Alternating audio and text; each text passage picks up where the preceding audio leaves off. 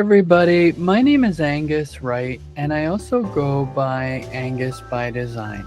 And my pronouns are they and he, and I've been using they as a primary pronoun since May the 4th, 2019. What I love about they as a pronoun is that it's universal. It can be used by anyone, and it doesn't actually imply anybody's gender or sexuality.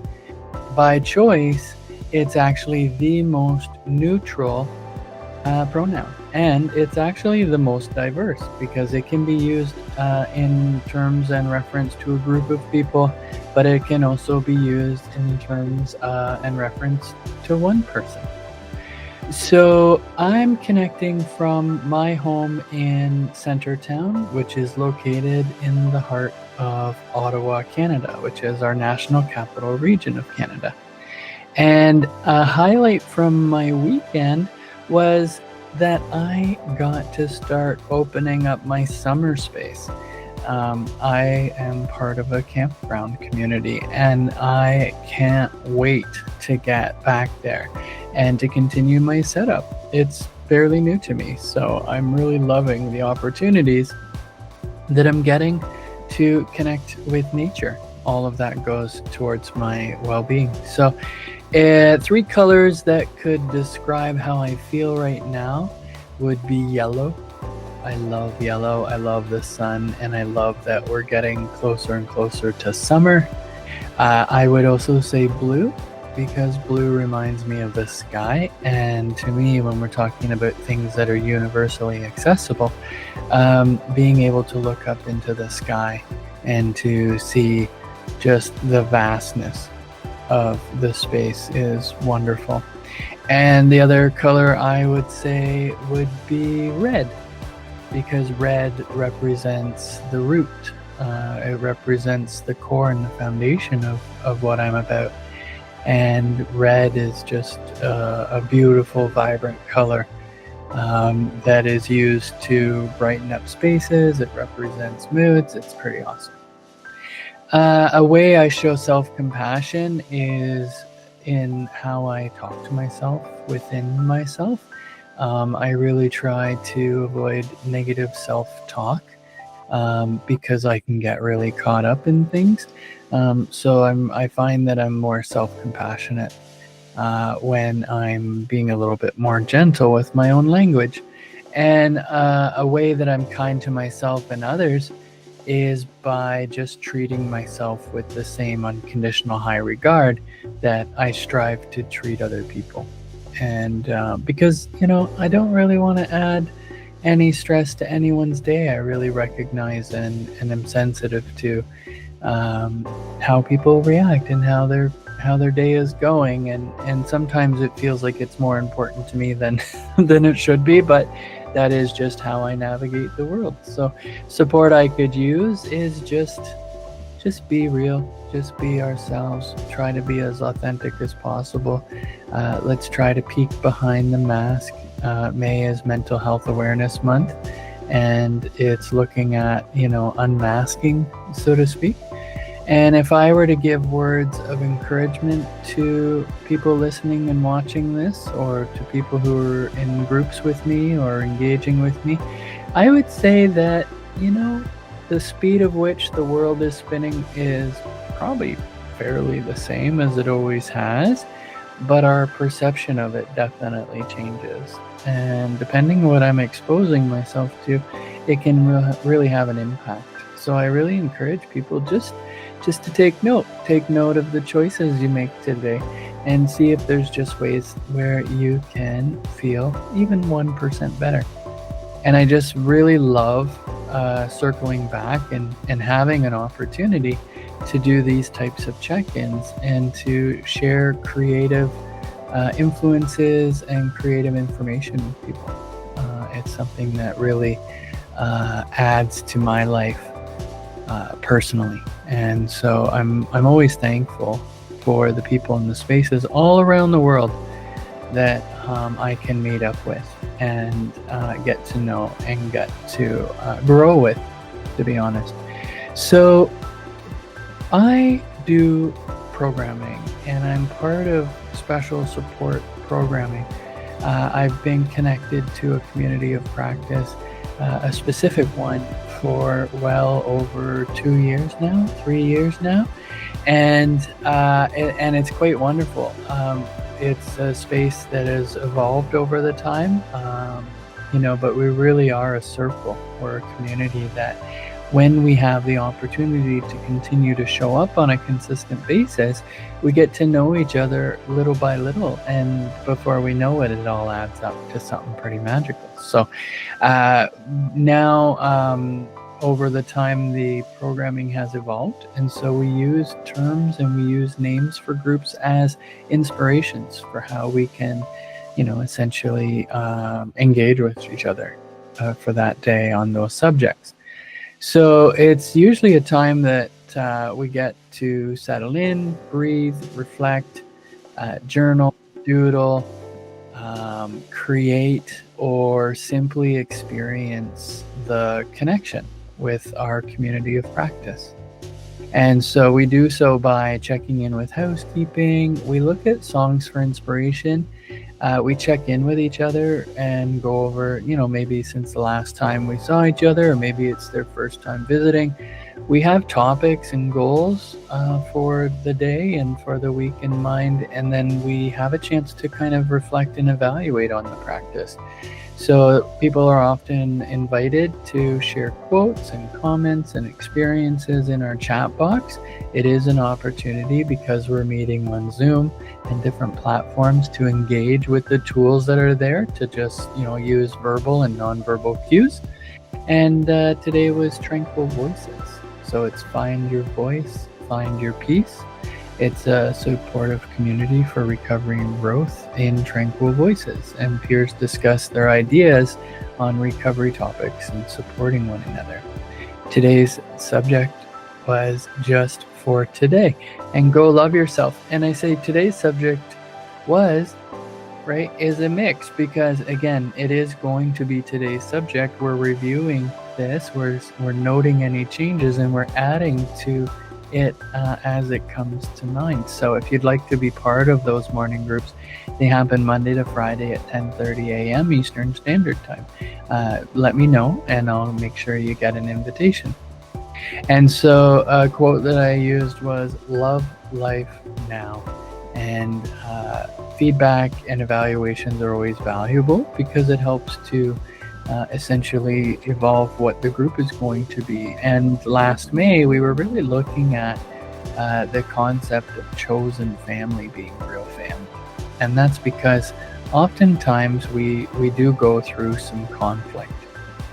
So this is a reflection, again, of the types of inspirations that we get as we navigate the week. So things like Tranquil Voices, becoming our own superhero, achieving well-being, the joys of discovery, affirming rainbow peers, healing circle, creative expressions, pathways to resilience, social support lounge, a journey of strength, circle of wellness, facing and overcoming loneliness, our stories, and ABCs of recovery. These are all inspirational launching points.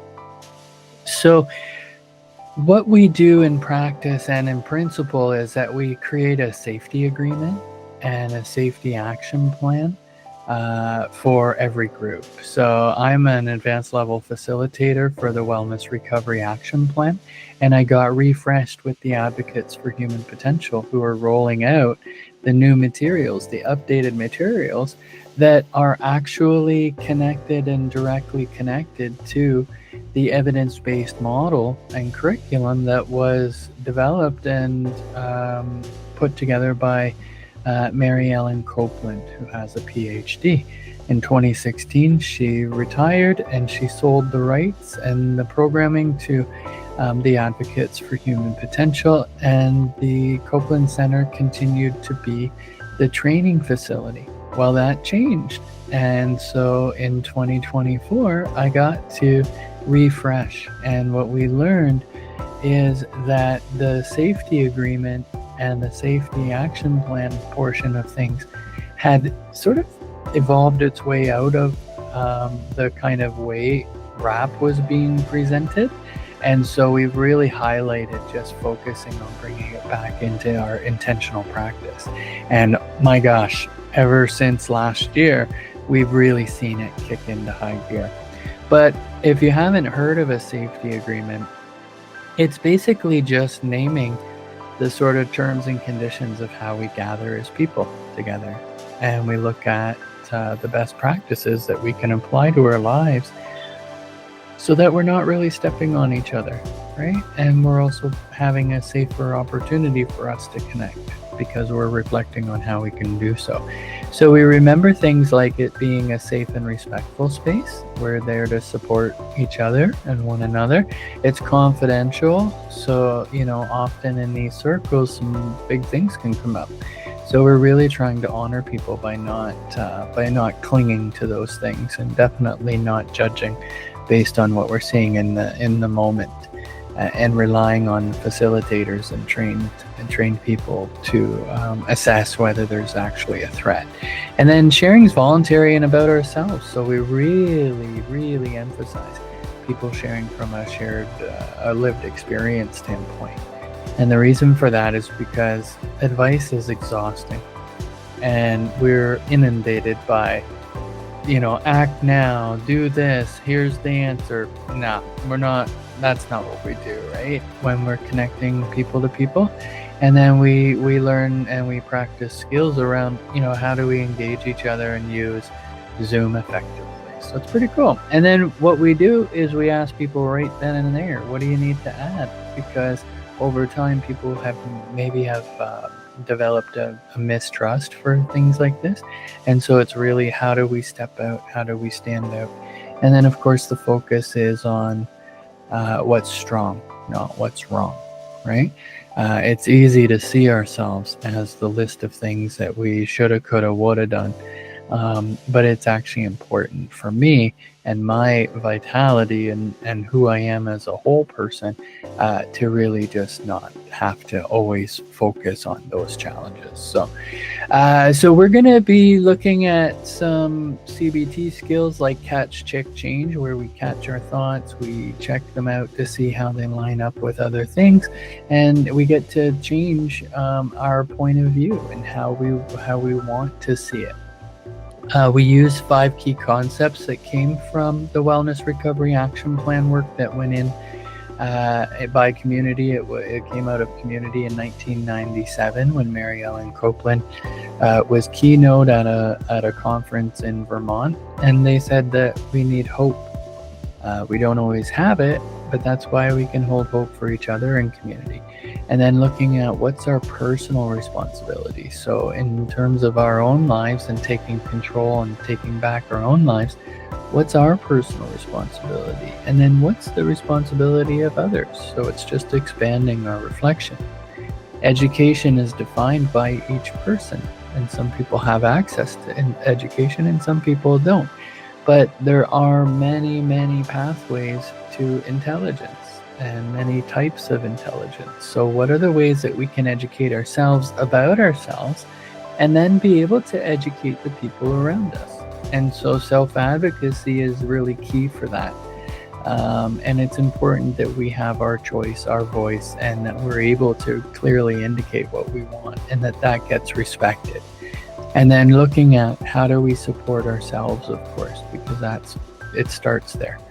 And then how do we support people who support us? So recognizing with radical acceptance that we may have some challenges. And then I love to focus on the multi-dimensions of wellness. And if you are familiar with the Substance Abuse and Mental Health Services Association, they often talk about the 8 dimensions of wellness.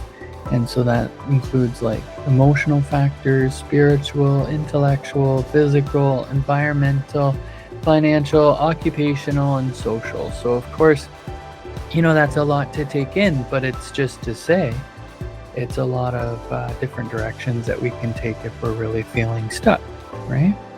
And so what we're looking and what we're going to be kind of having the opportunity to review and discuss today is looking at what does our own personal stress survival guide look like.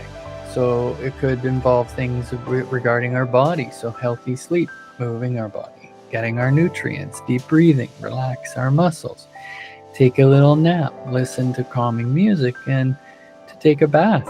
And then our mind, so talking about what stresses us out, keeping a stress journal, prioritizing our time, writing lists of what needs to be done and when, breaking big tasks into smaller steps, and setting healthy habits and rituals, asking for some help, and consider seeing a counselor if it's too much. So looking at the professionals that we might pull in. And then, of course, our soul. So I'm a soul having a human experience is a mantra that I've used for a long time. And I have many skills and certifications around mind, body, and soul spiritual work. But looking at it, how do we engage in self-talk? How do we practice saying no more? Taking a hiatus from social media when we need to, and accepting that stress is a normal part of life. Trying out mindfulness and meditation and all sorts of things, and letting ourselves rest if we're close to feeling burnt out in our mental health, because we come first. And then, of course, looking at calming down and coping skills. So just off the list here is creating a vision board, and that's what we're looking at right here. This is a version of a vision board that I created to communicate, right? Some concepts. Give a bear hug, count backwards from 100. Write a letter, shake a glitter jar. Hello. Watch fish. Do the downward facing dog pose. Jump up high, blow out a candle, talk it out. Visualize a quiet place. Try an inversion. Drink water. Breathe into your belly. Blow on a pinwheel. Envision your best self. Walk in nature. Go for a run. Repeat a mantra. Make a cozy drink. Decorate a wall. Count to 5. Take a hot bath. Take a cold shower. Blow bubbles. And paint. These are just some tips. Then, of course, right, we want to take a look at if we're feeling a certain sort of way, then what do we need to do, right? So if I'm feeling sad, then I might be able to phone a friend. If I'm feeling sad, then I might be able to watch a happy movie. And then we want to attach the why to it and the because if I'm feeling sad and I phone a friend, then it basically I'll do so and I'll feel better because I'll have made a connection with somebody that I love, and maybe I'm just feeling sad because I feel lonely, right? So it's exploring those things, but always attaching the action. And then if we're not feeling good, we can think about other people. And if other people aren't feeling good, we can think about the bigger picture. But we can definitely look at how we make connections, turning I into we, turning me into you, turning us into everyone, right? So these are just ways that we can kind of look at how we reflect. So a quote that is shared, that I shared last year and that we'll be sharing today, is from Worcestershire. And they say, document the moments you feel most in love with yourself, what you're wearing, who you're around, what you're doing. Recreate and repeat. And so what happens when we document our processes? Well, what goes up is that we streamline these things. We gain institutional knowledge, or we retain personal knowledge about what's new, what's fresh, and what's latest, right? And then, of course, our sense of safety increases. And then what goes down is the unnecessary tasks we might find ourselves doing, the sort of confusion or brain fog we may experience, and the sense of everything being busy work will go down when we practice these things. And some quotes and affirmations. Martin Luther King says, Martin Luther King Jr. says, if I cannot do great things, I can do small things in a great way. Meghan Markle says, you are enough just as you are. Serena Williams says, champion is defined not by their wins, but by how they can recover when they fall. And Eleanor Roosevelt says, you must do the things you think you cannot do. And then an affirmation, and who knows who said that, because it's hidden behind a 3-minute timer that is encouraging us to take 3 minutes and see if there's different ways to relax. But basically it says, I will face challenges, but they are not, I will face challenges, but they are impermanent, and I have strength to overcome them. So if nobody has it, I'm going to claim that. But that's also, these are things that we can embody into our own practice, right? And to consider. So I love support statements. And basically, we can use it as a question. We can say, what do you know? What do you see? What do you speak? What do you love? What do you do? And what do you feel? And then it can also be I statements. So I know, I see, I speak, I love, I do, I feel, I am. And those can be complete statements, but they can also be launching points. And so looking at emotional CPR, which is another thing I'm certified in that practice, we learn about the importance of connection and resonating with each other. How do we empower each other? And how do we look towards revitalizing? And so we're going to share a couple of songs. We incorporate music into our regular practice, and you're invited, of course, to do the same. And so in our groups, we offer to have people check out and to sort of evaluate not only what the program was like, what the process and the time we spent was like, but it's also an opportunity to do a self-evaluation. So again, this is adapted from the work of Mary Ellen Copeland and peers from all over the world. These are practices that are incorporated to sort of help us to reflect and then start the baby steps towards looking at things like advanced directive planning and advocating for our rights and getting these things back. Because people from everywhere need tools, and people deserve them, right? So I often invite people, and here's an invitation to you right now. So even if you're just listening and watching this, on a scale of 1 to 5, where 1 is not helpful and 5 is very helpful, how was this video? What was the relevance of the material? How would you rate that? And the discussion, the idea, the prompts, the hope of having these conversations, how would you rate that? Or if you could have them.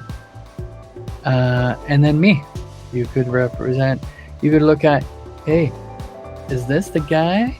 Is this the person who has the voice to speak to my wellness, or do I need to look at other people?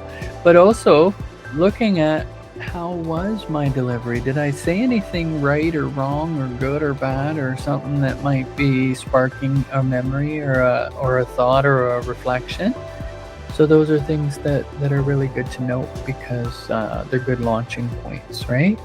And then thinking about what was the most helpful part. So for me, I'm going to say 5s across the board on this, but I'm biased because this is my practice and I love it. And it really has helped me recuperate my own joy, right? So the most helpful part was just being able to have the absolute privilege and pleasure to be able to review this group with bravery and confidence, because I didn't have it a year ago when putting it together. But being able to look at it and review it and see, what would I change? What would I add? The most important thing I learned from myself and others through this reflection is just how many things I do on a regular basis that I can continue to do, like getting up, having my morning routine, drinking a cup of coffee while I take in a reflection practice, because it helps me to put my mind into order. It helps me to have choice in what I'm reflecting on instead of inflicting myself, right? A comment I'd like to make about the experience is just the pure joy I get from seeing these images, knowing how basic they are, but how complex and how powerful they are to me, and I'm thankful for the opportunity to do it. My action plan for today is to pack and load up my truck and load up my dog and get his flea medication and get going on all of those things. So I welcome your feedback and evaluations if you care to share in a meaningful way. So thank you so much for watching this. If you have songs for inspiration, if you have quotes, if you have affirmations that you'd like to share, please do. I love receiving those things. I love to make a document of those things, because our stories, our experiences are important. That includes you if you're listening to this. No matter what, we can create spaces that we can be in and that can be affirming to us. We deserve that. I'm Angus Wright. I also go by Angus by Design. I'm a certified peer specialist here in Canada through Peer Support Canada, and but I'm a practitioner and I'm certified around the world to be able to use these tools. It doesn't mean that I'm the next Jack LaLanne or the next Tony Robbins. It just means that I've put the time in to understand me, myself, and how I am in recovery and how much I need it in my life and continue to need it. I'm also an advanced level facilitator of the Wellness Recovery Action Plan. I've been an advanced level facilitator since 2022, and that also makes me a certified well-being mentor in the Taking Action curriculum and the standards and practices of the Copeland Center for Wellness and Recovery. WRAP, Wellness Recovery Action Plan, as mentioned earlier, is through the Advocates for Human Potential. I'm also a qualified emotional CPR practitioner, as well as many, many, many other things. So if any of it piques your interest, you let me know, because I can flood you with a ton of info. If you visit angusbydesign.com, you'll find me. If you email angus@angusbydesign.com, you'll find me. So I really appreciate the time and the effort, including my own, that goes into this, because I know how helpful it is. So I invite you to join us. And if you'd like to know more about the 10:30 a.m.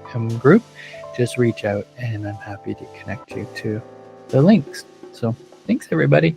Have a wonderful rest of your day.